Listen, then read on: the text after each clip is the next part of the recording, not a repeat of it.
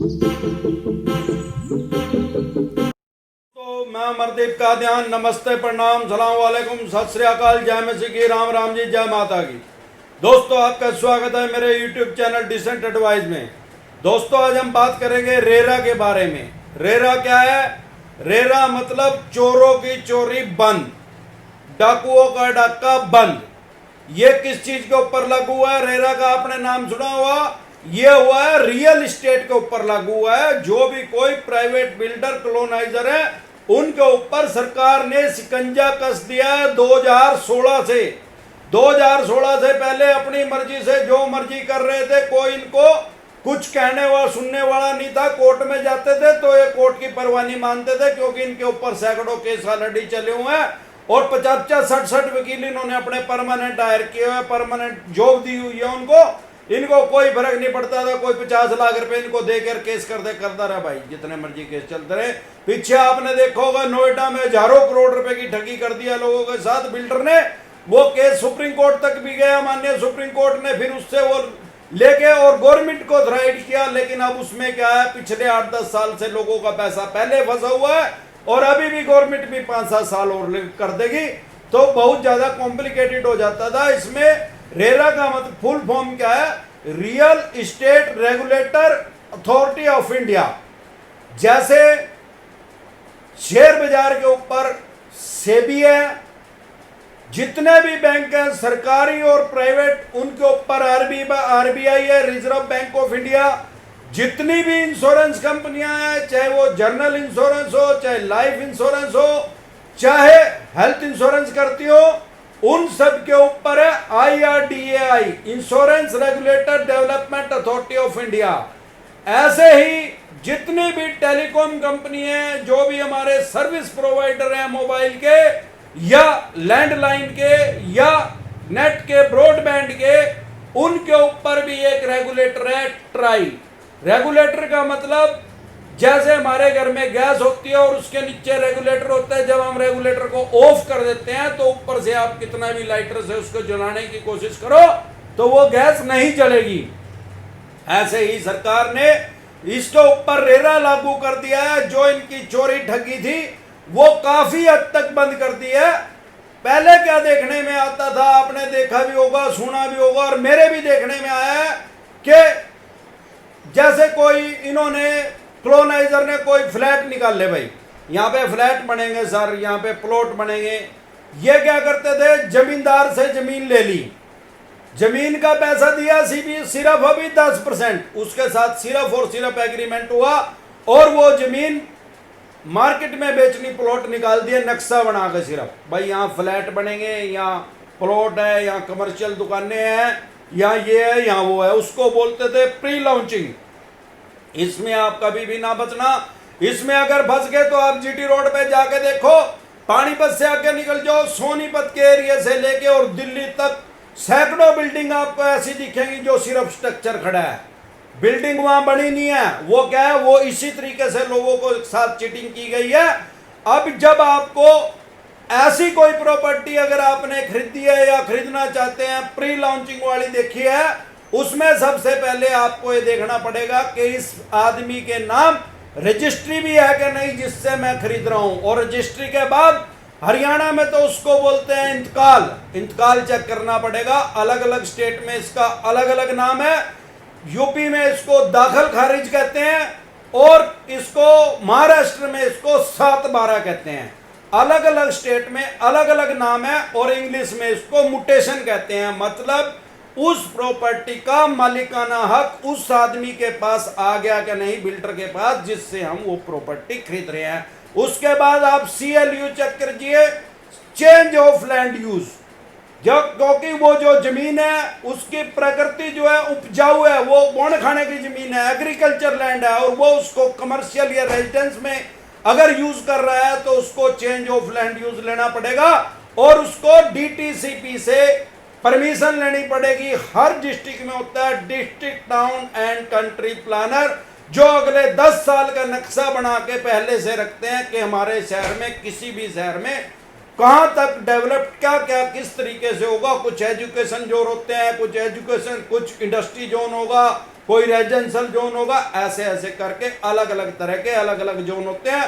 Industry zone में residential allowed नहीं है, रेजिडेंशियल में इंडस्ट्री अलाउड नहीं है। ऐसे करके आपको ये कागज पेपर सारे पहले चेक करने चाहिए। पहले क्या होता था, आजकल तो मैं ये नहीं देख रहा हूं, पर पहले मैंने बहुत सुना और देखा है, बहुत सी कंपनियां या बिल्डर आज भी ये कर रहे हैं। वो क्या करते हैं, कोई प्री लॉन्चिंग के बाद भी लॉन्चिंग भी कर दी, अगर उसने कंस्ट्रक्शन स्टार्ट भी कर दी, वो एक नक्शा बना के ले आते हैं फिल्मी स्टाइल का मॉडल।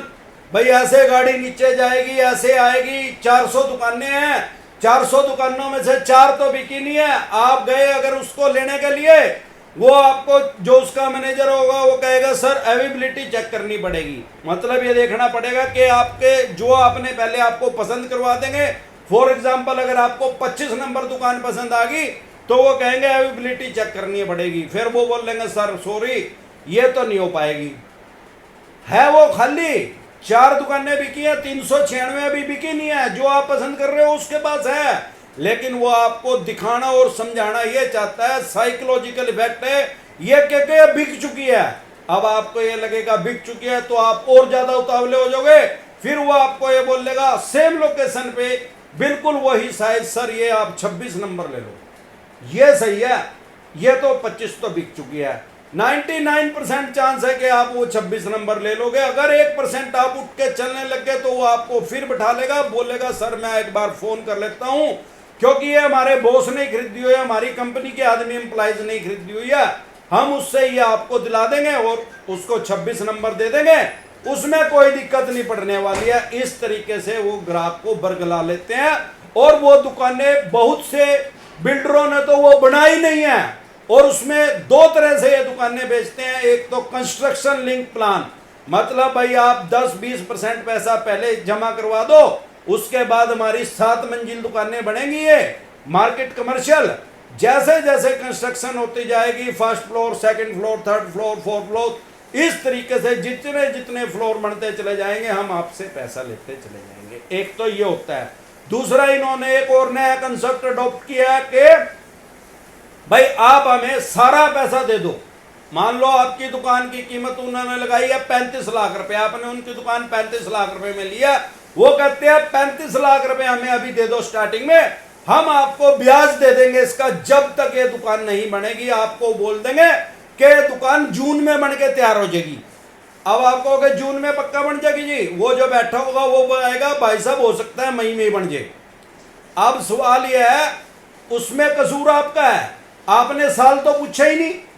मैंने ऐसे ऐसे देखे हैं 10-10 साल हो गए दुकान ही नहीं बनी। 2011 में यहाँ बना रहा था एक आदमी, 2020 आ गया आज तक कोई दुकान ही नहीं बनी है। बस दुकान बनेगी भाई, कब बनेगी भाई, जब हरिद्वार चले जाओगे जब बनेगी। तो इस तरीके से भी ये लोगों के साथ ठगी करते हैं। बोलेंगे भाई ब्याज मिलेगा, भाई कितना ब्याज मिलेगा, 1%, कई बार 1.5-2% भी बोलते हैं। अब आदमी ये सोचता है, ज्यादातर ये इस टाइप की दुकान बेचने के लिए ऐसे आदमी को अप्रोच करते हैं जिसने कोई मकान, दुकान, जमीन जायदाद कहीं पे बेची हो, इनको पता हो कि इसके पास पैसा है। ये उसको कहेंगे भाई साहब 3 ले लो या 2 ले लो, 70 लाख रुपए की आ गई भाई, 70 लाख का ब्याज हो गया भाई साहब, 2% की भी यहाँ भर देंगे उसको चेक भी दे देते हैं एडवांस पीडीसी। चलो जी 2-4 महीने उसको पैसा देंगे, उसके बाद उसकी किस्तें उसको रोक देंगे क्योंकि इनके पास पैसा नहीं है। आप जब भी किसी बिल्डर से, कॉलोनाइजर से लीजिए, सबसे पहले आपको एक चीज का ध्यान रखना है कि जहां पे भी आप लेना चाह रहे हैं उसकी बिल्डर की रेपुटेशन देखिए कैसी है। आपके शहर में नहीं और किसी शहर में उसने कॉलोनी काटी होगी तो वहां पे जाइए, और जहां आप लेना चाह रहे हैं वहां पे अगर उसने पहले भी वो काट चुका है वहां पे जाइए, और जहां पे आज लेना चाहते हैं वहां पे भी एक बार जाइए। वहां पे देखिएगा पानी तो नहीं पड़ता है, कई जगह ऐसी होती है वो जमीन ही नीची होती है।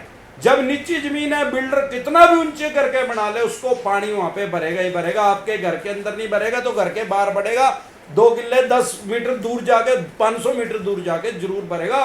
वो सारे एरिया को समतल, सारे एरिया को ऊंचा नहीं कर सकता, उसमें तो फिर उसके सैकड़ों करोड़ रुपए लग जाएंगे। अगर वो 100 किले की भर्ती करने लग जाएगा तो वो ऐसा काम कभी नहीं करेगा।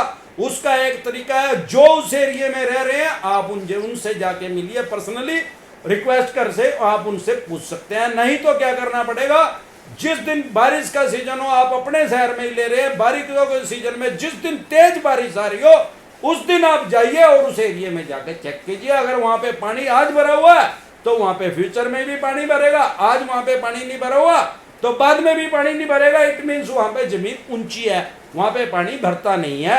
ये चीजें आपको लेने से पहले प्रॉपर्टी वहां पे ध्यान रखनी पड़ेगी। उसके बाद आपको ये नहीं है कि बहुत ज्यादा कोई कॉलोनाइजर ऐड कर रहा है तो वो बहुत अच्छा है, वो नहीं देखना। उसकी रेपुटेशन आपको कौन बताएगा? जो कॉलोनाइजर ने पहले जो कॉलोनी काट दी है वहां पे जाके पहले चेक कीजिए, उनसे लोगों से मिलिए कि इसकी बिल्डअप क्वालिटी कैसी है, इसने सामान कैसा लगाया है, इसने फ्लैट बनाया तो, और इसने कब्जा कितने टाइम में दिया था, कितने टाइम की इसने कमिटमेंट की थी, क्या इसने पूरे टाइम पे कब्जा दे दिया था। और ऐसे बिल्डरों से भी बचिए, बहुत से ऐसे बिल्डर भी हैं जो 50 करोड़ रुपए की प्रॉपर्टी की कीमत लगा के और 500 करोड़ रुपए का बना के उसको बेच रहे हैं।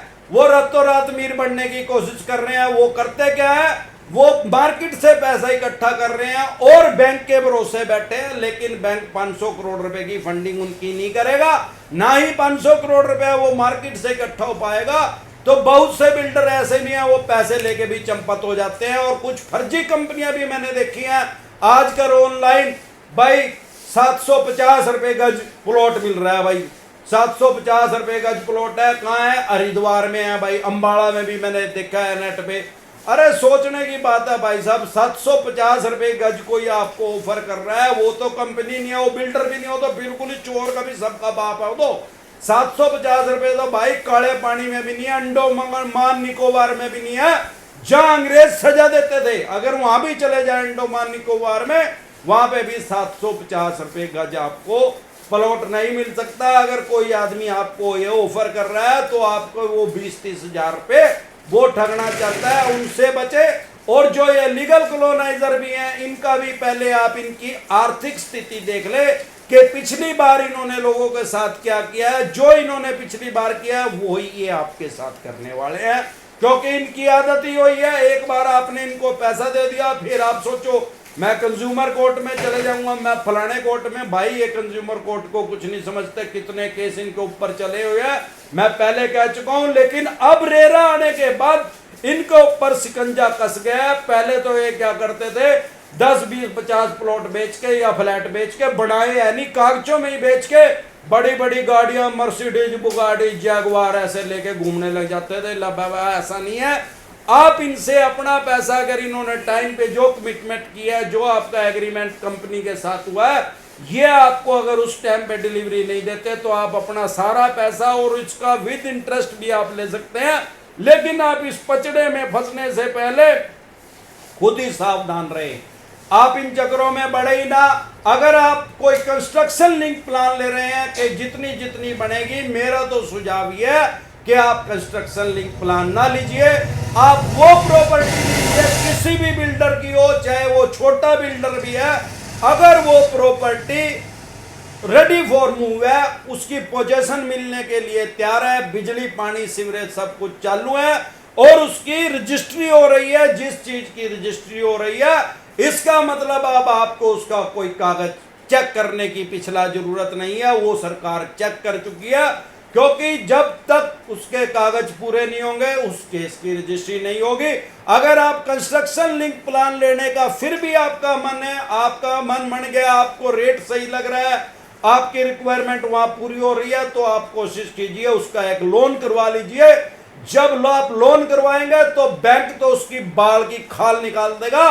बैंक से बड़ा कलाकार कोई नहीं है। बैंक क्या करेगा, उसकी लीगल पेपर भी चेक करेगा, सारी चेन उसकी चेक करेगा, सारे डॉक्यूमेंट चेक बैंक करेगा, आपको उसकी दिक्कत परेशानी नहीं है। और उसको टेक्निकल भी चेक करेगा कि मार्केट रेट उसका क्या है और ये आदमी क्या रेट बेच रहा है, वो सारी चीजें बैंक ही आपको बता देगा, उसमें आपको कोई दिक्कत परेशानी नहीं आएगी। इस तरह से आप प्रॉपर्टी खरीदते टाइम इन सब बातों का ध्यान रखें, तो आपके साथ कभी भी फ्यूचर में कोई दिक्कत नहीं होगी। आपको जब भी कोई प्रॉपर्टी खरीदनी है, जैसे मैं हर बार बोलता हूं कि जैसे मूवी है, कोई भी मूवी है उसमें 3 ऑप्शन है, 3 तरीके से मूवी चलती है, एंटरटेनमेंट एंटरटेनमेंट एंटरटेनमेंट। जब तक ग्राहक का जो जा रहा है उसको देखने के लिए दर्शक उसका मनोरंजन नहीं होगा तो वो जाएगा नहीं। किसी भी तरीके से उसका मनोरंजन होगा तो फिर चाहे छोटा हीरो वो उसकी भी देख लेगा, और कितने भी बड़े हीरो की भी फिल्म फ्लॉप होती है। ऐसे प्रॉपर्टी में भी 3 ही चीजें, लोकेशन लोकेशन लोकेशन। लोकेशन अगर आपको बढ़िया मिल रही है, लोकेशन देखते टाइम आप क्या देखिए, एक तो वो जमीन जो है वो ऊंची है कि नहीं, अगर नीची होगी तो वो तो डेड लोकेशन है। बेट ईस्ट फेस का है कि नहीं, चौड़ी सड़क है कि नहीं, पार्क कैसे है वहां पे, अगर आप फ्लैट खरीदने हैं स्विमिंग पूल है कि नहीं, बार वो सब चीज टोटल A to Z वहां कंप्लीट। पार्किंग की क्या है, आप ये मैंने देखने में ये भी आया है, बिल्डर क्या करते हैं, जब इन्होंने फ्लैट की स्कीम निकाली, जो ब्रोशर इन्होंने बनाया उसमें तो दिखा दी भाई 10 टावर बनेंगे, और फिर बना दिए वहां पे 15 टावर। अब 10 टावर में रहने थे 1000 परिवार, अब वहां रहेंगे 1500 परिवार। अब जब 1500 रहेंगे तो वो ना तो वो पार्क दिखेगा, ना वो ग्रीनरी दिखेगी, ना वो पार्किंग का स्पेस रहेगा, ना वो सड़क बड़ी रहेगी, क्योंकि वो 1000 के हिसाब से उसने बनाई थी। इन सब चीजों का आपको ध्यान रखना है, और प्रॉपर्टी खरीदने से पहले एक चीज का और ध्यान रखना है सबसे पहले, कि जहां पे आप प्रॉपर्टी खरीद रहे हैं वहां से रेलवे स्टेशन कितनी दूर है, बस स्टैंड कितनी दूर है, और मेन पार्क कितनी दूर है, मार्केट कितनी दूर है, स्कूल कितनी दूर है, कॉलेज कितनी दूर है, सब्जी मंडी कितनी दूर है। ये सारी चीजें आप उसको देख के, अच्छा ऐसा ना हो कि वहां से रेलवे स्टेशन और बस स्टैंड 20-25 किलोमीटर दूर हो, या किसी ऐसे सुनसान एरिया में हो, कभी आपको ई रिक्शा की जरूरत पड़ गई, किसी को आपकी फैमिली में वहां पे वो मिले ही ना। तो इन चीजों का, सब चीजों का आप ध्यान रखेंगे तो रेरा की वजह से आपको काफी हद तक आज की डेट में जो बायर है वो सेफ हो चुका है। लेकिन फिर भी बायर को सावधान रहना चाहिए प्रॉपर्टी खरीदने से पहले। सारे देश के किसी भी कोने पे कभी भी आप ऐसी प्रॉपर्टी ना लो, कोशिश करो कि बनी हुई प्रॉपर्टी लो, कंस्ट्रक्शन लिंक प्लान ले ही ना, और ऐसे चक्कर में तो कभी भी ना फंसो कि आपको 1.5% ब्याज देंगे, 2% ब्याज देंगे। भाई साहब 2% ब्याज आपको कोई नहीं दे सकता, ये आपका मूड भी मार लेंगे, आप इनका कुछ नहीं कर सकते। 20-25 साल तक केस चलता रहेगा। जो बिल्डर कॉलोनाइजर है वो आज है ही 55-60 साल का, वो 20-25 साल में हरिद्वारी चला जाएगा, मुसलमान होगा तो वो मक्का मदीना चला जाएगा, कब्र में जाके सो जाएगा। पैसे किससे लोगे, केस चलता रहेगा। दीवानी के मुकदमे हैं भाई, यहाँ पर 3 करोड़ 6 लाख दीवानी के मुकदमे ऑलरेडी चले हुए हैं। आप उसके ऊपर क्रिमिनल केस रजिस्टर्ड नहीं कर सकते अगर आपने उसके साथ प्रॉपर्टी का लेन देन किया। तो इन सब बातों को मद्देनजर रखते हुए आपको प्रॉपर्टी खरीदनी है। रेरा की वजह से आप सेफ हैं। रेरा मतलब ये हो गया जैसे आपने गाड़ी की सीट बेल्ट लगा ली तो आप काफी हद तक सेफ हो गए, या आप कोई 2 व्हीलर चला रहे हैं, आपने हेलमेट पहन लिया, अब आपने हेलमेट पहन लिया या सीट बेल्ट लगा ली, इसका मतलब ये नहीं है कि आप 150 या 200 पे गाड़ी भगा दोगे तो आपकी गाड़ी भिड़ेगी। डैम श्योर है उसमें मृत्यु होने के पूरे चांस है। ऐसे ही रेरा ने सेफ्टी तो दे दिया, लेकिन उसके बाद आपको अपनी स्पीड कंट्रोल में रखनी है, बहुत ज्यादा स्पीड से नहीं भागना है। बिल्डरों और कॉलोनाइजरों के बारे में पता करने का तरीका यह है, रेरा की साइट पे जाइए, वहां पे आपको 100% हाउस की हर डिटेल मिली हुई है।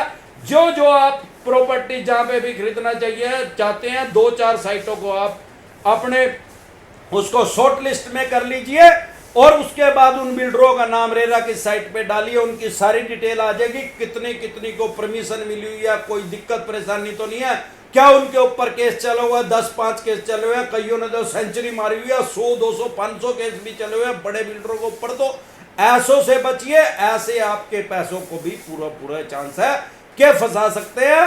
और आप वहां के जो ब्रोकर है, जो डीलर है, उनसे मिलिए, वो भी आपको उस कॉलोनाइजर की रेपुटेशन के बारे में अच्छे से बता सकते हैं। और वहां के जो रेजिडेंशियल है, जो आदमी वहां पे रह रहे हैं, खुद भुक्तभोगी हैं, आप उनसे मिलिए, वो भी आपको उस कॉलोनाइजर के, उस बिल्डर के बारे में बहुत अच्छे से गाइड कर सकते हैं। इन सब चीजों का अगर आप ध्यान रखेंगे तो आपका पैसा लूटने और घुसुटने से बच जाएगा। तो आज के लिए बस इतना ही, कल फिर मिलते हैं एक नए टॉपिक के साथ। तब तक के लिए आप मेरे चैनल पे अपना प्यार और आशीर्वाद बनाए रखें। वीडियो अच्छी लगी हो तो लाइक करें, शेयर करें, सब्सक्राइब करें और बेल आइकन का बटन दबाना ना भूलें। नमस्कार।